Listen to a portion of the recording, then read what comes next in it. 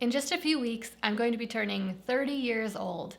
This last decade has been such a crazy one, filled with so many adventures, starting with getting married at 20, then having my first baby the next year, buying our first house the year after that, and since then going on to buy a couple more houses, have 4 more babies, start several businesses, visit 12 countries. It's just been a really packed decade. And God has taught me so much, both through all of these different projects that I've done and also through all the challenges that I've faced, both personal and emotional challenges, and then also external challenges, things like tackling growing a business or buying a house.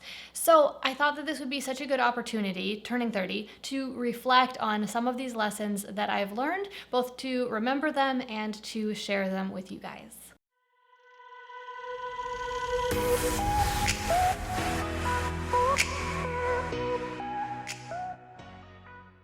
I've organized these different lessons into 5 categories: finances, physical health, emotional health, spiritual health, and relationships. And I have a few things to share with you in each of these different categories.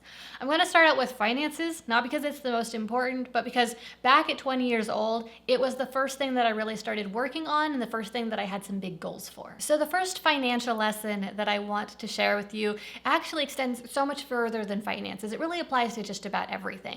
And it is this, that if you do what everyone else is doing, you can only expect to get the results that everyone else is getting. Said another way, if you do the normal thing to do, then you can only expect normal or average results. So if you want to get results that are better than average, then you have to do something different from what everyone else is doing. And that sounds easy on paper. Okay, I'll just do something different. But in reality, practically, it ends up being really uncomfortable because doing something different than what everyone else is doing means you're doing something weird.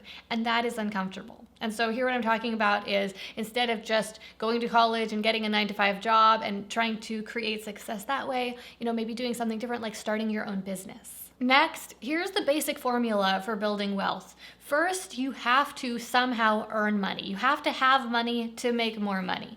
Second, you have to save that money that you earn, because if you just spend it, then it'll just be gone. So you have to save it. And then third, you have to invest it to grow your money. And if you don't do any one of those 3 things, then you won't build wealth. If you don't earn money, then you can't save it and you can't invest it. If you don't save it, then it'll just be gone. And if you don't invest it, then it's gonna stay pretty small and never really turn into wealth. And then the third financial lesson I learned is that if you wanna build wealth, you need to buy things that make you money, not things that cost you money. So we call those things that make you money assets, and the things that cost you money liabilities. So to give you a quick example, if you buy a car for your personal use, especially if you buy on payments, you're gonna have to be making those payments every month. It's costing you money. That's a liability.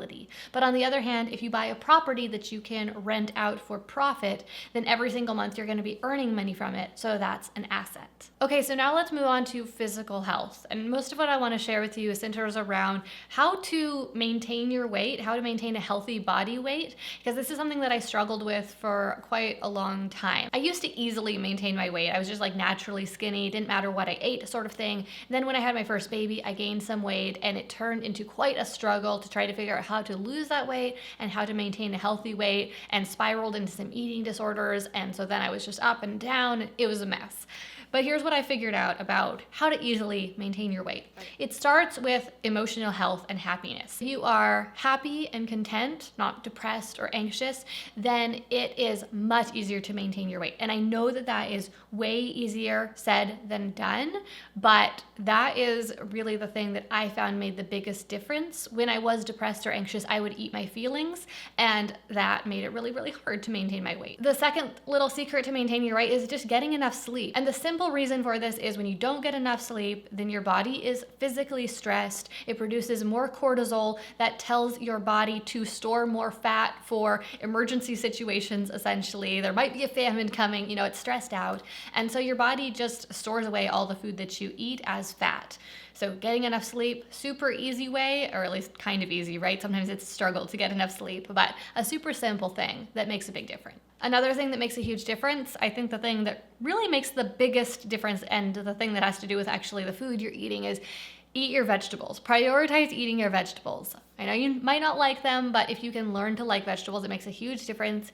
And if you eat your vegetables first in each meal, not only does that really help to balance your blood sugar, which just naturally makes you store less fat away, but it also means that you are fuller, so you don't eat more less healthy food that will pack on pounds. And that leads right into the next thing, which is avoiding processed foods and avoiding packaged foods. Now, you don't have to cut out those things completely, but the more you eat real whole foods, the easier it will be for you to maintain your weight.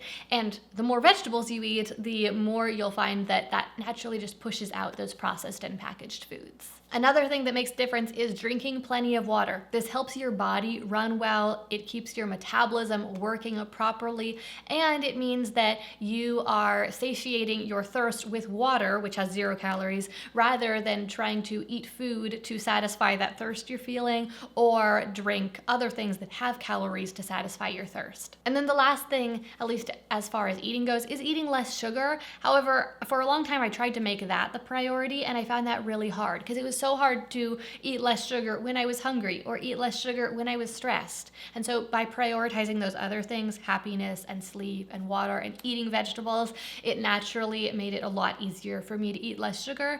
I think that eating less sugar is actually one of the main things that helps to easily maintain your body weight, but it's a really hard thing to start with. Okay, and then just a couple other quick physical health lessons I've learned. One of them is just that exercise doesn't impact your body weight very much, at least not nearly as much as what you eat does, and getting enough sleep and being happy.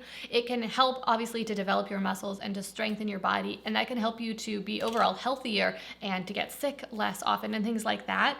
But it's not really the best way to lose weight. So you really want to prioritize your emotional health and your diet first if you want to lose weight. And then finally, the easiest, most effective way to exercise, especially in a limited amount of time, is by doing kettlebell swings. I bought this adjustable weight kettlebell 6, 7, or 8 years ago now, and I've used it more than any other piece of exercise equipment I've ever bought. I've used it the most consistently, and by spending just a few minutes a day doing about 60 to 100 of these 2-hand kettlebell swings, I find that that has the biggest impact on my strength and my physical health and my fitness level, essentially, more than any other workout that I found, and it takes so little time. Okay, so now let's move on to emotional health. And I actually just have one thing to share with you here, even though this is such a big and such an important topic. The reason is because this one thing I'm going to share with you, it is the one thing that made a huge difference for me. And I think that unless you have any sort of like brain chemistry issue, your emotional health is really best supported by taking care of your physical health, your spiritual health, and having healthy relationships. And with that foundation, emotional health just falls into place. But if you do have a brain chemistry issue, then it doesn't matter how perfect all of those other things are, you can still feel really depressed or anxious or struggle with other issues. And that's where I was. I felt like I was working on those other things and making improvements in all of those other things, and I was still really struggling with clinical depression and also with anxiety.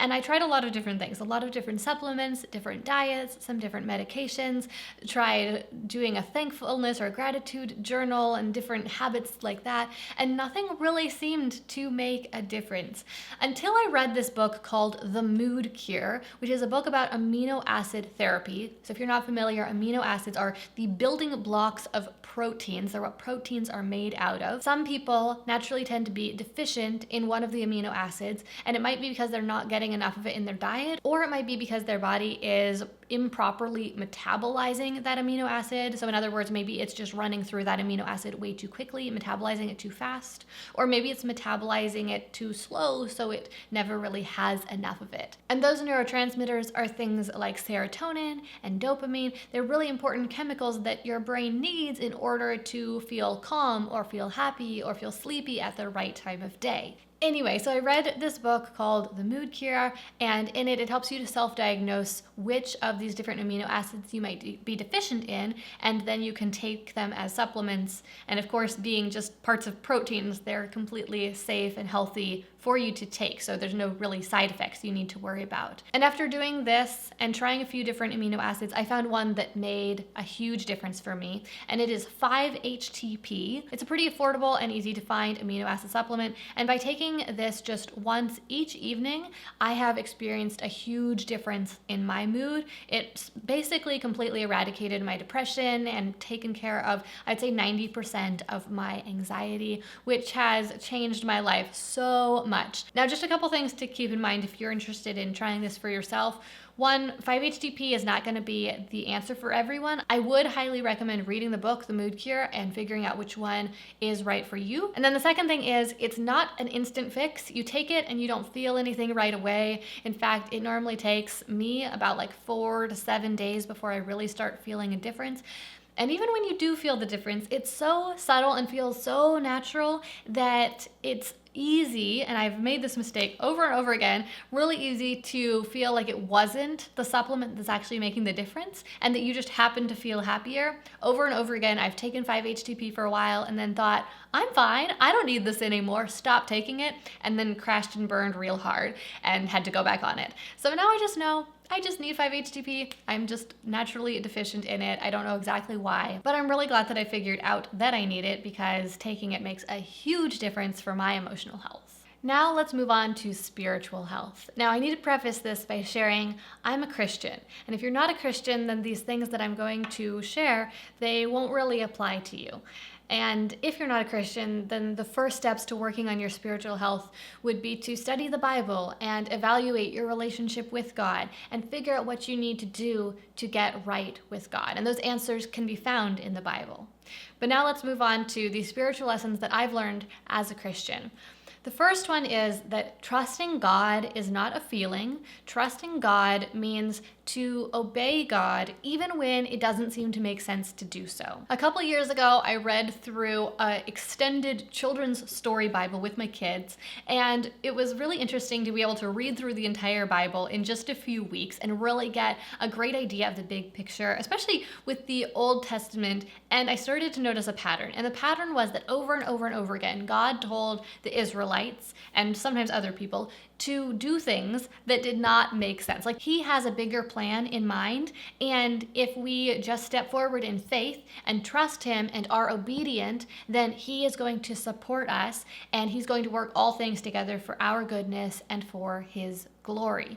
And for a long time, I thought that trusting God was a feeling. I thought I needed to try really hard to trust God and believe God. But what I've come to realize is that actually, I just need to step out in faith and do what God is calling me to do, even if it doesn't make sense. And that I don't need to worry about the feeling aspect. I just need to do what he's asking me to do, and that is physically trusting God. The next lesson I learned, which is really closely tied to the first one, is that God doesn't just promise to get us through challenges. When we face a challenge or a hard time or something difficult and we try to trust God, we try to lean on God, we try to faith that God will get us through this, God promises to do so much more than that. It's not just about surviving, it is about thriving. God is putting those difficult circumstances in our life, and he's putting the blessings in our life just the same to help us to grow closer to him, to help to work character in us and work perseverance in us, to grow our faith in him, to increase our trust in him. To give you an example of what I'm talking about,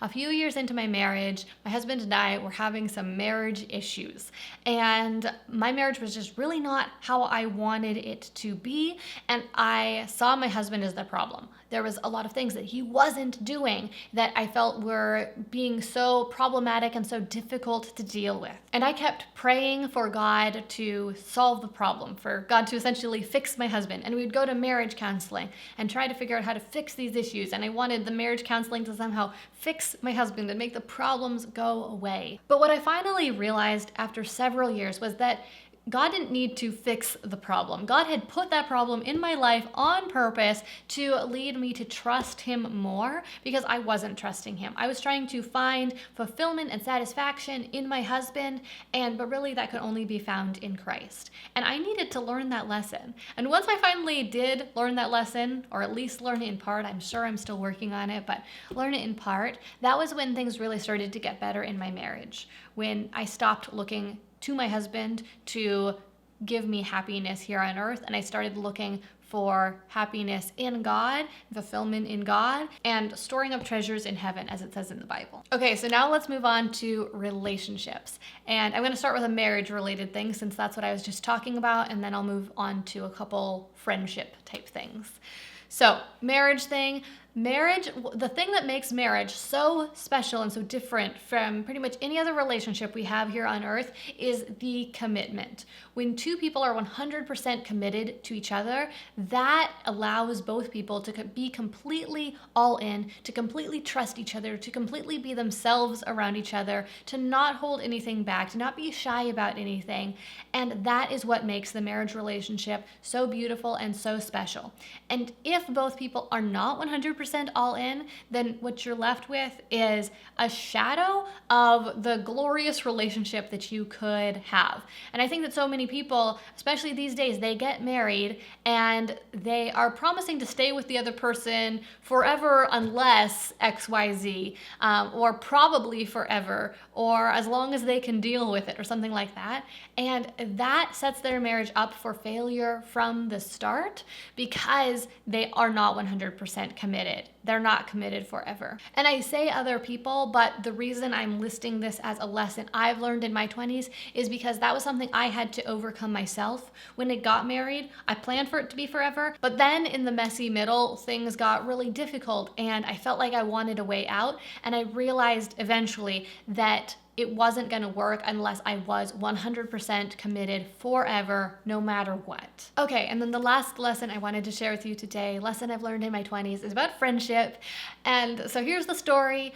Earlier on in my 20s, I was pretty insecure. I wanted to have more friends, but I felt like I wasn't cool or interesting enough for people to want to be friends with me. And I felt like that was proved by how people acted toward me. Like people didn't approach me or didn't talk to me. People didn't try to be friends with me for the most part. Of course, some people did, and I'm so grateful and appreciative to those people who did reach out to me and who pursued a relationship with me. But here's what I've learned. Most people feel that way. Most people feel like maybe they're not cool or interesting enough for other people to want to be friends with them. And most people sit around and wait for other people to come and be friends with them. Most people sit around and wait for people to reach out to them and to talk to them, to initiate the friendship. So one of the nicest things you can do for others, and the thing you need to do if you want to have more friends, is stop waiting for people to take the initiative and instead reach out and take the initiative yourself. Introduce yourself to new people and then follow up with them and actually pursue having a friendship with them.